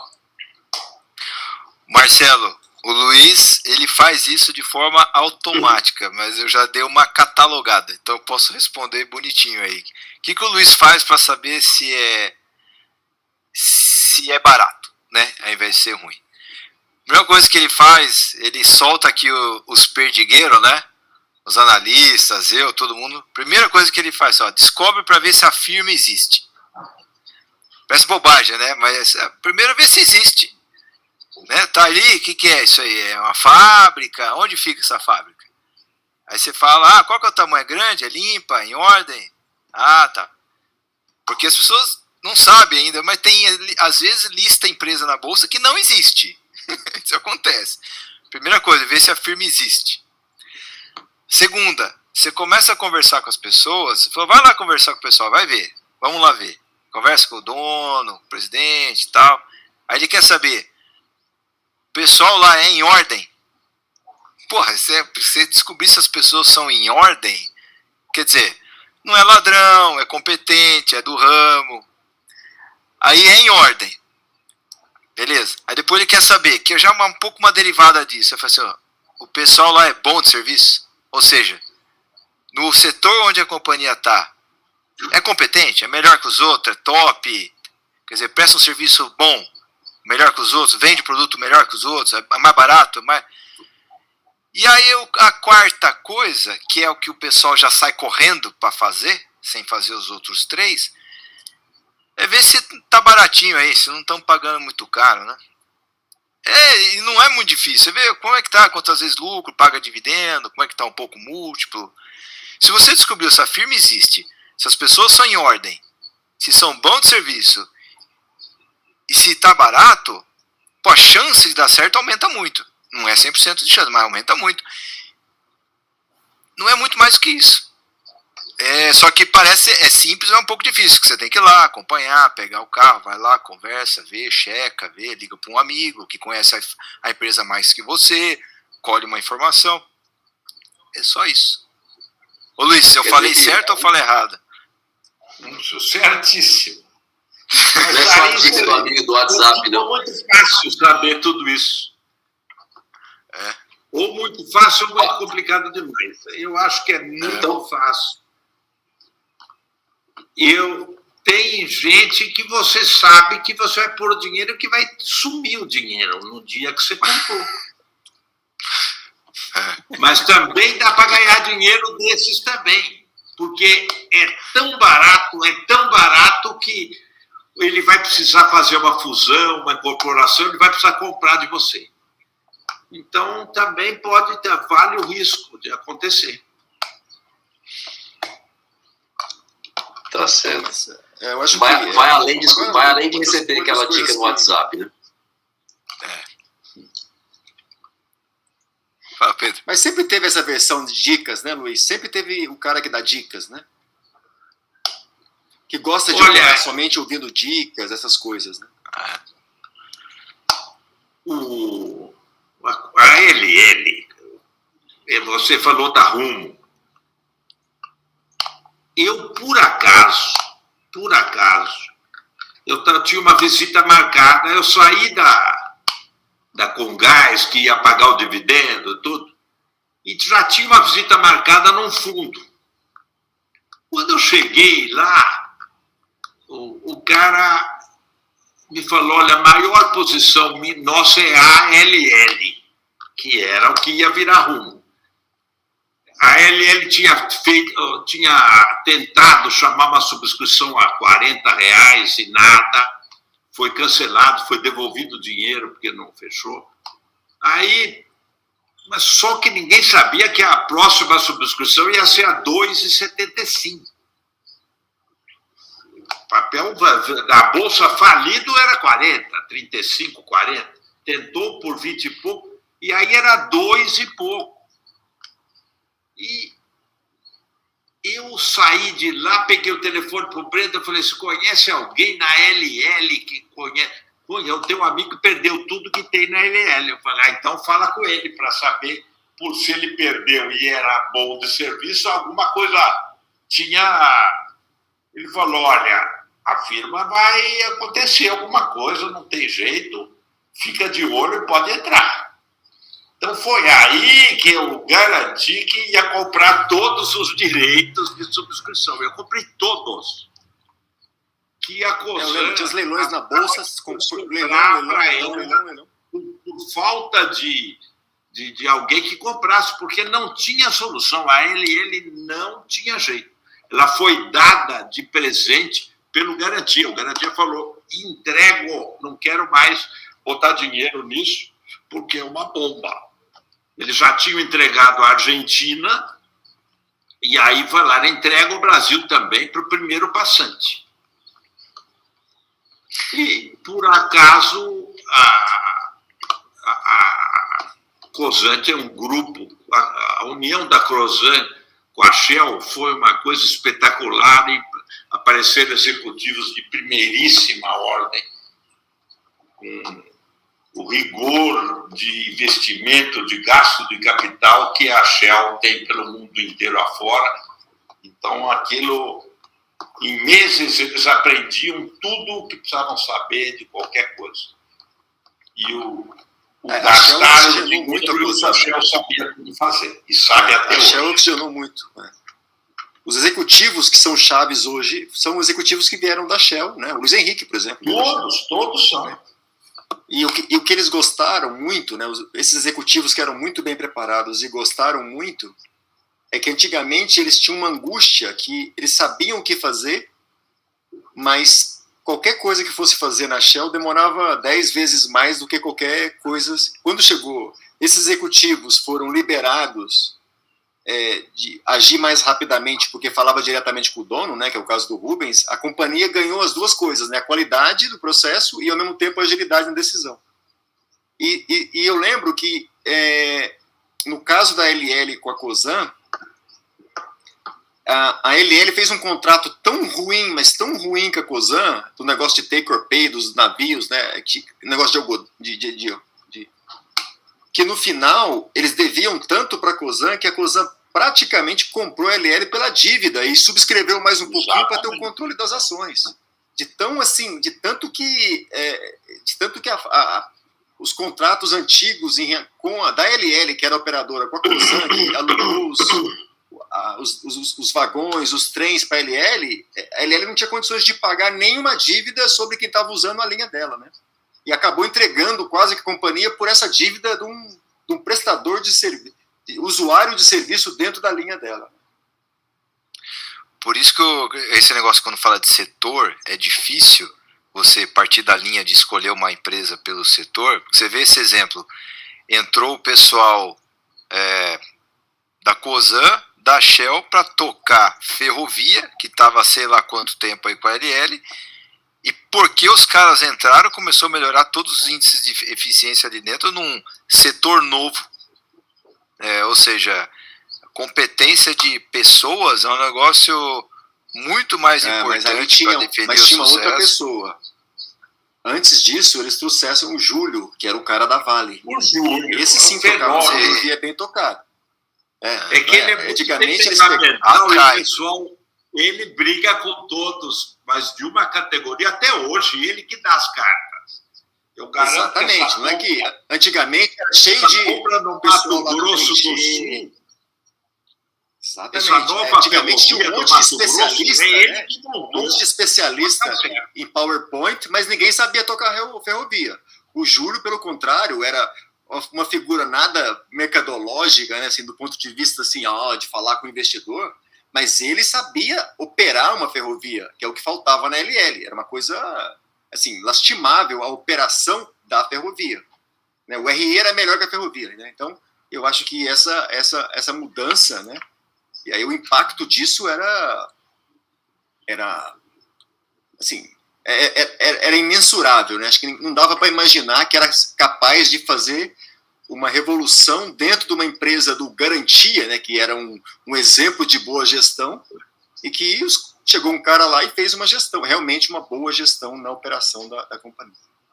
Olha, veio um sujeito do Canadá para ensinar como que acelera a locomotiva. É a mesma coisa que um acelerador de barco, aquele manete de barco. Então, você acelera o motor diesel que toca um gerador elétrico que toca o trem. E qual é a primeira providência? O sujeito é botar até o fim o acelerador e pronto. Então, veio o homem do Canadá para ensinar todos os maquinistas da Rumo como que você puxa uma composição com economia de combustível. Em um mês de aula, a economia para aquele ano foi 285 milhões de reais de diesel.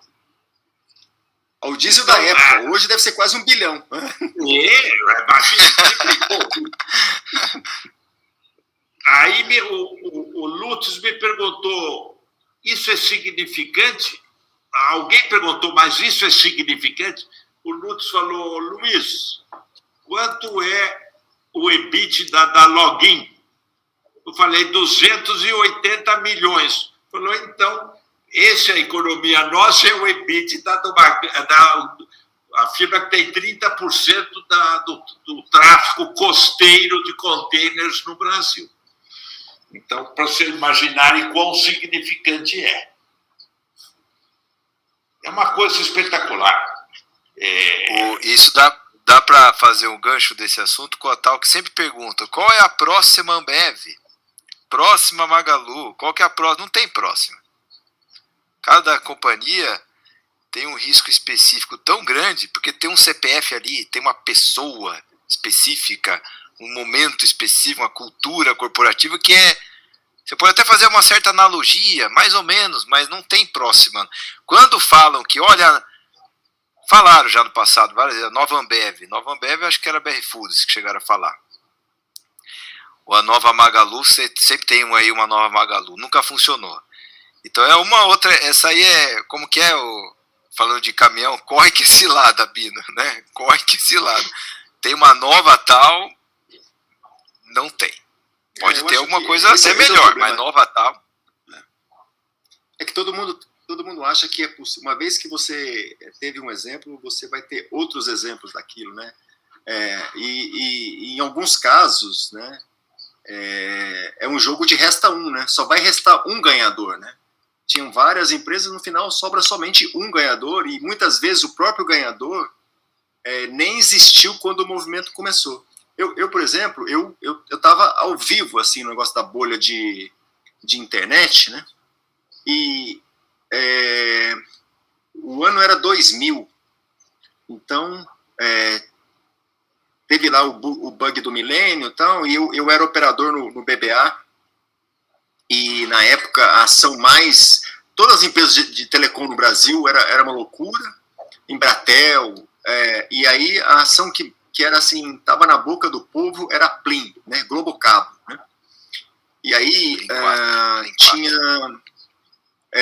tinha as ações começaram as ações de internet explodir nos Estados Unidos, e aí qual que vai ser a próxima América Online? E aí teve um cara aqui, Fernando Espuelas, que montou uma empresa aqui, que seria a nova América Online aqui no Brasil, na América Latina, tudo.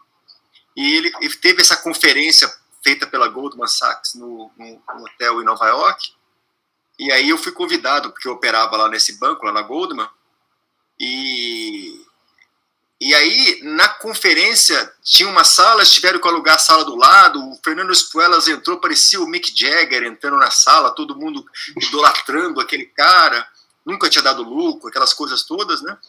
E tinha uma outra salinha pequenininha lá que estava rolando lá um seminário de papel e celulose. Não tinha uma alma viva no seminário de papel e celulose, só tinha no negócio de telecomunicação.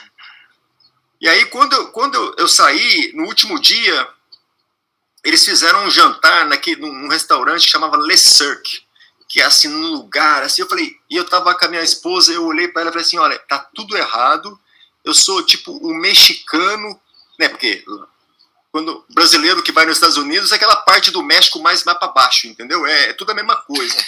E aí, o mexicano no Le Cirque, isso aqui não vai dar certo, esse negócio não vai dar certo. E aí eu era o trader, aí eu comecei a montar um monte de operação de queda dessas ações, né? Comprando puts baratíssima, mas não é baratíssima, comprando puts era barato porque você comprava se caísse 50%, você pagava quase nada.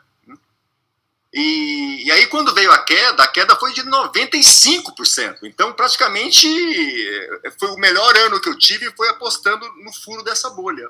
E foi nesse déjà vu de ver aquela euforia toda, que eu falei, tem alguma coisa errada aqui, né? E foi nesse momento que eu falei, agora a gente vai entrar numa crise e eu preciso montar o fundo, né? E aí, só que eu não imaginava que a crise ia ser tão grande. Começa a crise, fura a bolha, aí quebra a Argentina, aí tem apagão, aí tem o Lula. Era uma sequência infinita, né, de tragédias e tal. E aí a gente conseguia comprar as ações na bolsa, como eu estava falando, né? Empresa que ia pagar dividendo de 60% a 70% do valor dela, dali a 2, 3 meses, e as pessoas entregando na oferta pública para o controlador. Né? Como é que isso é possível? Né? Assim, por que isso é possível? Como isso é possível? Eu falei assim, olha, eu vou te dar uma pista. O CDI era 35% ao ano. Eu acho que vamos dizer assim, tem cara que fala assim, peraí, para que eu vou me arriscar com qualquer coisa se eu posso aplicar no CDI a 35% ao ano? Então, e eu vi, na época, os juros americanos despencaram, o Fed despencou o juro de 5 para 2. Né? Agora a gente vive uma geração aí de pessoas que têm muita experiência, que já estão no mercado há mais de 10 anos, e que, portanto, há 10 anos trabalham com juro praticamente zero. Zero, ou seja, vivendo um mundo de juro zero, e eu não vi, mas o Luiz Alves já trabalhou com juro de 20% ao ano nos Estados Unidos. No Brasil, nos Estados Unidos, né? Então, nessa época, eu acho que era fácil comprar coisa barata também, certo? Só que você compra muito barato para vender barato para comprar outra coisa muito barata. É uma sequência né? E aí, e essas coisas parecem assim, de um extremo para outro, né? É quase inconcebível para uma pessoa que vive hoje comprar empresas que pagam dividendo recorrente de 30% ao ano, sendo que o Luiz provavelmente tinha vários exemplos disso, né, Luiz? Vários. Não foi o Banco Real que chegou a ter essa no Banco Real, as holdings, eu pagava 2% do valor patrimonial e sabia que daqui a 6 meses, no próximo dividendo, tudo que eu gastei eu vou receber. E assim eu colecionei 15% ou 20% de um banco e ninguém queria. É inacreditável isso. Isso é inacreditável. Inacreditável. E é questão, portanto, de timing. E acreditar que está indo bem. Mas, Luiz, o que é mais inacreditável? É esse tipo de coisa ou um dia alguém contar que você ainda vê empresa num IPO negociando a 100 vezes o faturamento? Isso vai existir sempre. Molezas é que é difícil de achar, que é inacreditável. 100 vezes o coisa vai ter sempre. Como tem hoje. Vai estar sempre aí, né? Está aí, está cheio hoje. E é as ações que todo mundo quer. É essas que querem. O pessoal aí, só quem foi quer, querer Magazine Luiza quando ela estava 150 vezes o lucro. Aí todos queriam. Agora ela deve estar 30 vezes o lucro, 40 vezes o lucro. O pessoal, não, caríssimo, precisa valer 5, 7. Eu sou do tempo de PL4, PL3, é isso que eu gostava, era uma delícia. A gente tem isso numas blue chip da bolsa, por incrível que pareça. Isso que é mais não é 3, mas 4, 5 tem. Mas é indissociável. Mas é indissociável. Eu acho, né, que a mesma mentalidade que provoca em alguns setores múltiplos de 30, 50, 100 vezes receita, é a mesma psique que faz alguns setores estarem totalmente largados. Teve um grupo de estudantes que eu falei recentemente, faz um mês e pouco, que por acaso um deles era vizinho meu, que queria juntar uns estudantes lá e tal. Bom, beleza, vamos bater um papo. Fui tomar um café na padaria com eles. Eles perguntaram assim pra mim: Breda, o que você acha de Global Finance? Eu falei assim, desculpa, o que quer dizer isso? Não, investir em ativos fora do Brasil e tal. Eu falei, não, tudo bem, hoje é fácil investir, mas por que você está querendo dizer? O que eu acho disso, de fazer isso agora? De fazer isso agora. Eu falei, mas quantos anos você tem? Eu falei, 19, tem 19 anos, 20 e tal. Vocês trabalham na empresa, na Liga Financeira ou a empresa júnior da faculdade deles. Então, por que você está perguntando isso? Não, porque lá todo mundo só investe fora, que é para ter ativo fora do Brasil, não aqui. Então eu chamo de Global Finance. Aí teve uma hora que fez uma outra pergunta. E as empresas tech e tal, estava no meio daqueles IPOs que teve aqui. Eu falei, não estamos olhando nenhuma. A gente está com o Petro, Vale, Suzano, Klabin e tal. Ele falou, sério? Eu falei, sério, por quê? Ele falou, não, se não for tech a gente nem olha, nem pode olhar. Os chefes que têm 22 anos de idade, 23 anos de idade, é o chefe. Não deixa nem olhar. A gente olha ou Global Finance ou Tech. É mais ou menos a sensação de você se sentindo um mexicano no restaurante lá. Não tá certo. Não pode estar certo. Esse garoto tá vendo isso e investindo nesse... Quer dizer, é a pior coisa a ser feito. Nada contra o garoto, mas com certeza é a pior coisa a ser feita. Não, ele não então, sabe. Não tem jeito, não muda nunca. Então é a mesma psique que deixa a Suzana abandonada, é a que deixa a outra empresa 100 vezes lucro, porque ele quer aquilo e não quer o muito boring. Eu já imaginei bolha e já imaginei pichincha, mas eu nunca tinha imaginado bolha e pichincha ao mesmo tempo. É o que a gente vê. Tem a parte bolha da bolsa e a parte pichincha. O que está começando a ficar um pouco interessante o Ibovespa, porque a parte pichincha ela é grande no Ibovespa. A parte bolha ainda não entrou muito não na bolsa. Tem algumas só, mas... Eu estava vendo esses dias a TOTUS, por exemplo. A TOTUS eu conheço há bastante tempo. Se você colocar o gráfico da TOTUS, ela sempre meio... Tem a vida dela normal. De repente, de uma hora para outra, ela ficou 70 vezes lucro. Pô, é por quê? Mas acho que ele fez o certo, né? Ele fez um follow-on, né? Então, esse é o certo. Não, é muito bom. Você pode fazer O Luiz Alves, na Magazine, quando começou a subir bastante, o Luiz Alves ele falou isso publicamente. Falou: se vocês não fizerem uma oferta, eu vou vir sapatear na mesa de vocês aqui no escritório. A gente era acionista e eu brigando. Falei: pega esse dinheiro. O mercado quer? Pega, pega o cheque. Mas ainda fez pouco perto do que dá para fazer, né? Então você vê, por que passou, sempre foi 20 vezes lucro a vida inteira, de repente virou 70?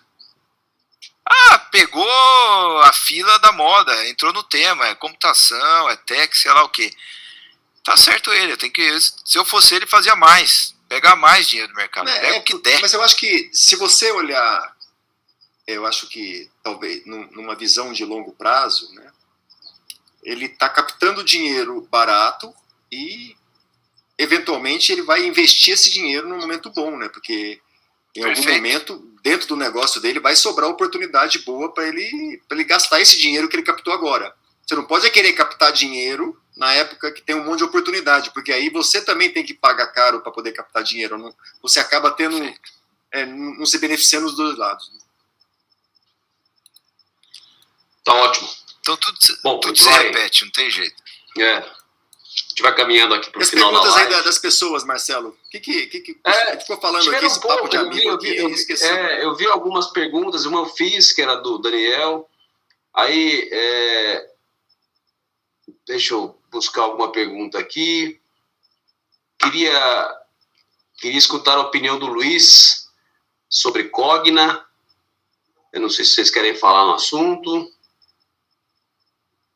Dá para falar. Mas quer você falar, então, Luiz? Posso falar um pouco? Não, eu não posso falar, não conheço as restrições. Você sabe restrição, porque nós somos do conselho, então eu não sei o que se pode falar, o que não pode falar, ou o que seja. Não que eu saiba alguma coisa.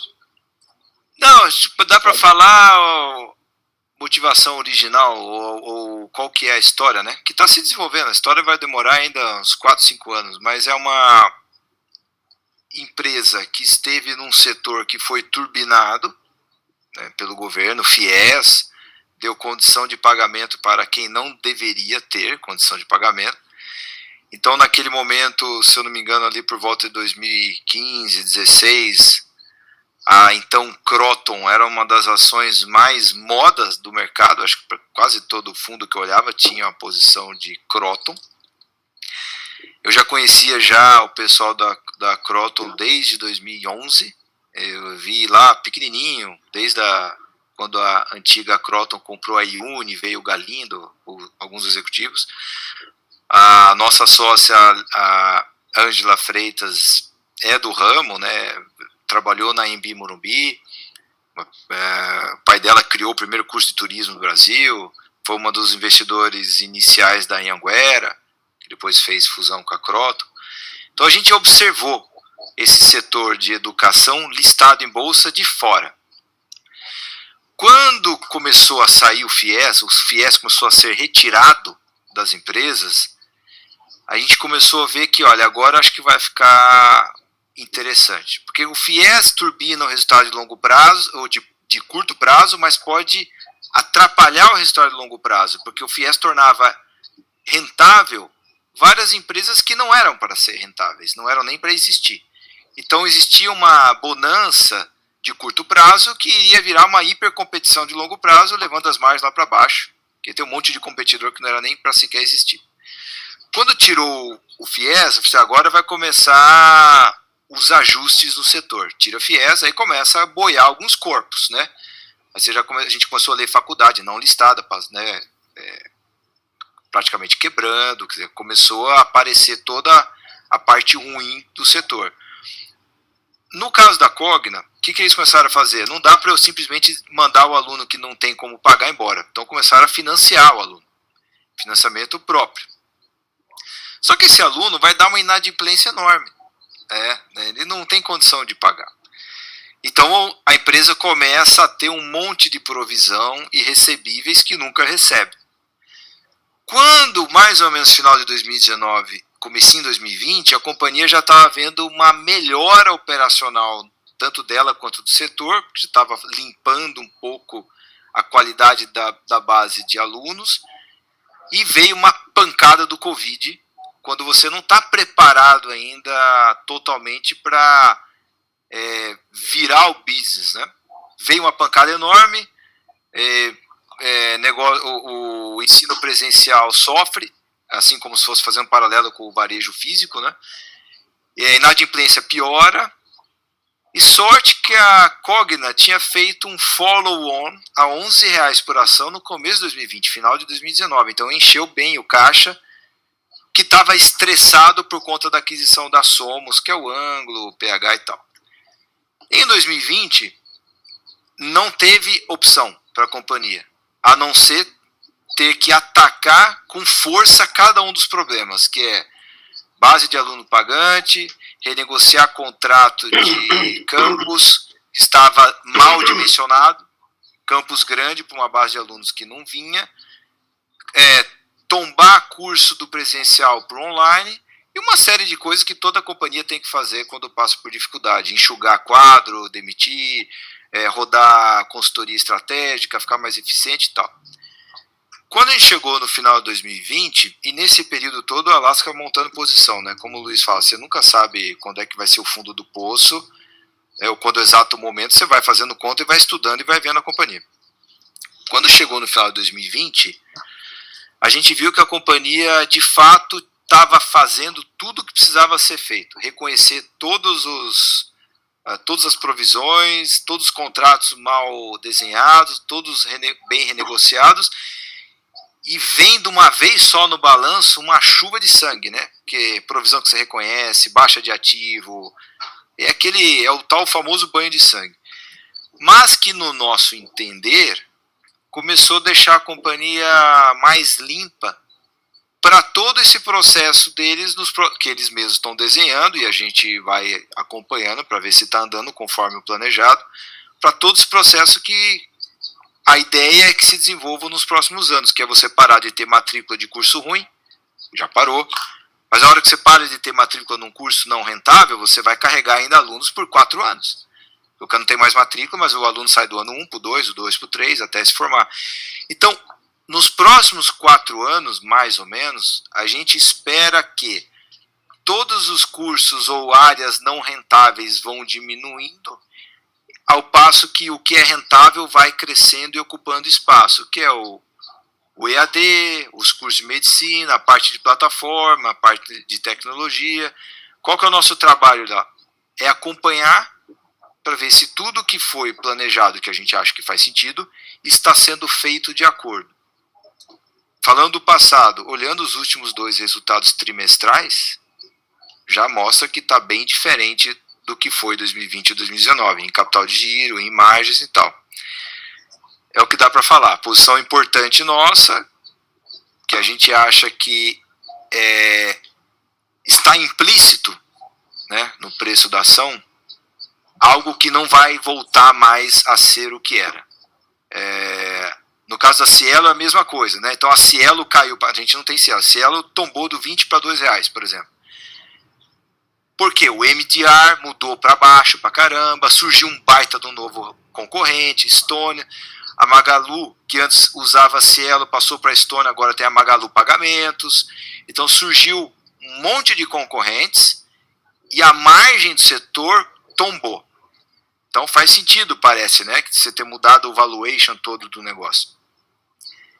E na Cogna mudou estruturalmente? As margens mudaram estruturalmente? A base de alunos pagantes mudou estruturalmente? Acho que alunos não.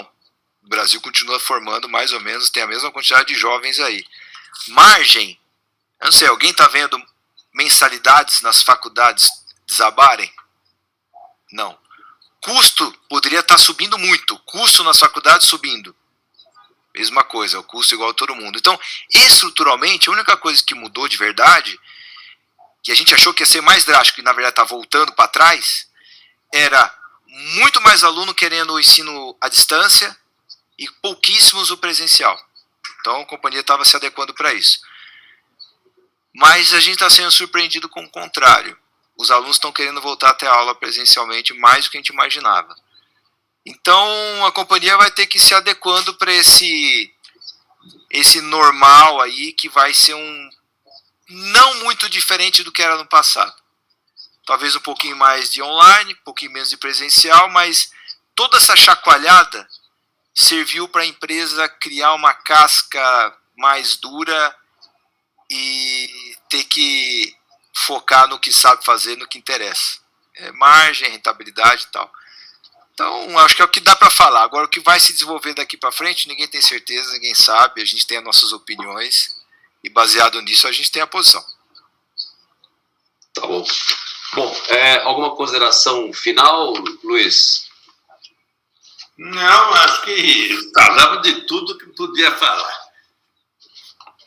Brenda?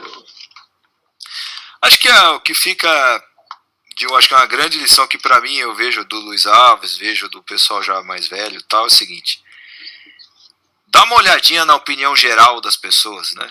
Tenta observar o que o consenso está falando ou opinando.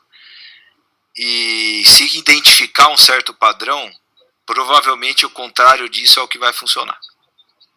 Porque as opiniões acabam sendo expressadas e concretizadas nos preços.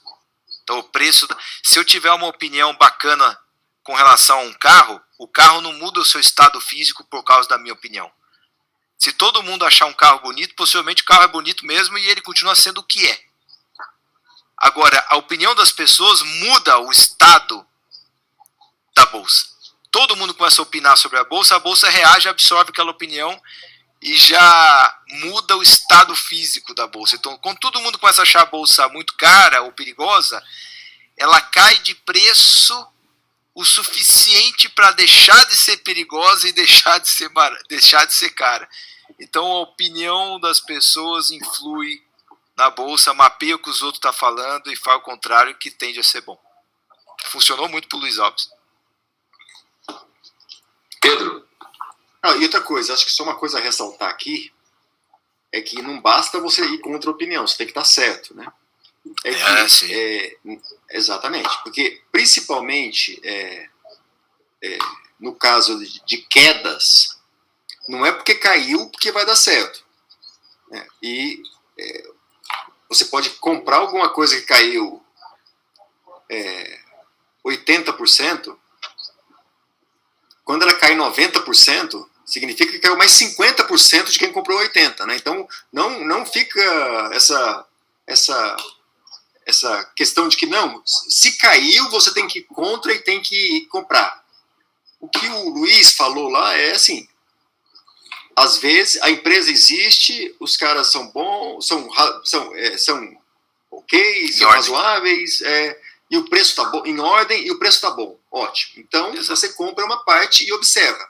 E se você repetir isso algumas vezes, entre acertos e erros, você vai ganhar muito mais do que fazer exatamente o contrário, que é, agora vamos comprar essas 10, porque essas 10, segundo a opinião de todos, são as melhores. Aí, provavelmente, o efeito vai ser o contrário. Quando você ganhar, você vai ganhar 20%, 30%, 40%, mas quando você perder, você vai perder 90%. Então, não é que um caso, né, vender uma ação que subiu muito significa que você vai estar bem, ou comprar uma ação que caiu muito significa que você está bem, mas repetir esse processo com uma certa disciplina, eu acho que é o segredo, né? É muito mais não caso a caso do que dizer que essa é a fórmula. Comprar uma ação que caiu muito significa que você vai dar certo. Não. Toda ação então, pode cair mais 5%. Vocês já pediram para mim dar um palpite final? A bolsa é cíclica. E desde 60 ela respeitou as curvas de alta e de baixa. Nós estamos a 20% acima da linha de sustentação. Temos 80% de alta para encontrar na linha de cima do canal. Então, quem acerta o ciclo acerta a vida. Dos erros que você fez escolhendo o papel errado e tal, porque a Bolsa vai subir, porque está no ciclo de alta. E ponto. Nós estamos no ciclo de alta. O que vai acontecer, não tenho ideia. Qual é o start que vai dizer que a Bolsa vai explodir? Não sei, mas que ela vai explodir. E continuo dizendo, não é nenhum milagre. Nós vemos a Bolsa entre 150 mil e 200 mil pontos em dólares. Nós vamos acontecer isso, e eu, por acaso, escapei da Covid e não morri. Então, acho que não vou morrer nos próximos... Vou ver esse plano acontecer. Não é... O pessoal fala é impossível, porque o problema não é o dólar. O dólar vai estar valendo 1,50, 1,80 nessa época. Então, 200 mil é 300 mil a Bolsa, que não é nada de exagerado. Em reais, ela não vai subir tanto, mas em dólar vai subir uma barbaridade. Tá dado recado. Isso daí. Tá bom.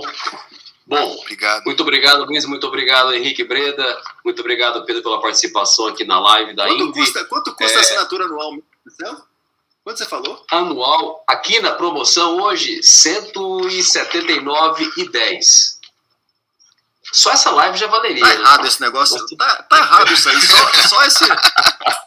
Ô, Luiz, tá mais barato. Isso é mais barato que comprar aquela... Trata de trabalhar feito louco aí para dar conta de atender todos. Mas o cara que assistiu isso e assistiu essa live já se pagou quantas vezes, Luiz? Me fala aí quantas vezes. Qual foi o investimento desse cara? Quanto foi o retorno dele, né? Bom, se ele aprendeu alguma coisa investimentos aqui... bons começam com esse tipo de coisa, né? Os caras lá são sérios. Olha, eu vou te falar, aqui na Leve os caras são sérios. O preço que tá pagando tá bom? Tá bom. Porra, então tá aí, faz o investimento, né? Eu vejo assim. Esse dia eu vi um cara aí que ele assinava um pacote de dividendo e pagava R$280 por mês para receber uma carteira de dividendo e estava recebendo R$70 por mês de dividendo na carteira dele. Entendeu? Eu achava que esse modelo não vai dar certo. Né?